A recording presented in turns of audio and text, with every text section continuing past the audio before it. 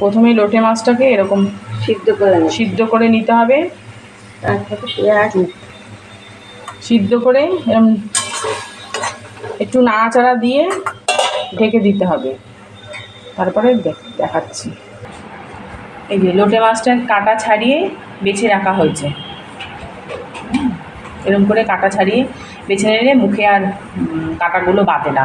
যে কী কী লাগছে উপকরণ, যে পেঁয়াজ কুচি করে কাটা, টমেটো, রসুনের পেস্ট, হালকা একটু আদা বাটা।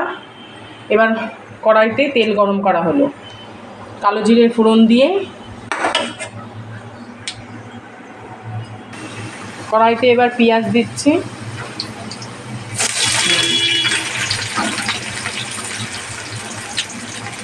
পেঁয়াজ, টমেটো,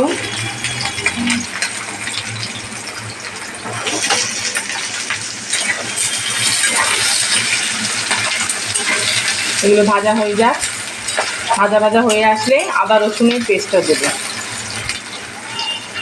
লঙ্কার গুঁড়ো, লবণ, হলুদ, তারপরে সব দেবে। একটু পেঁয়াজটা ভাজা হয়ে যাক।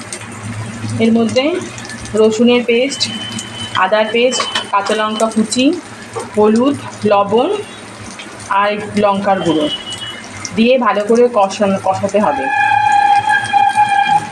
লঙ্কার গুঁড়ো দেওয়া হচ্ছে।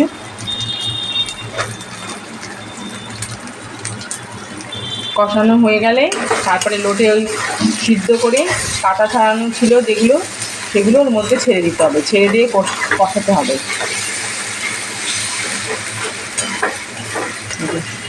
কষানো হচ্ছে।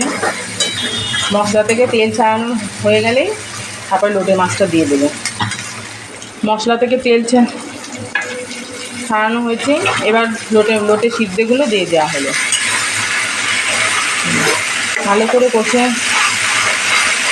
শুকনো হলে তারপরে নামাতে হবে।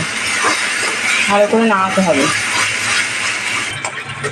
এই যে লোটে মাছটা হয়ে গেছে, ধনেপাতা দিয়েছি নামানোর আগে। এবার নামিয়ে নেব। এই যে লোটে মাছ রান্না হয়ে গেছে।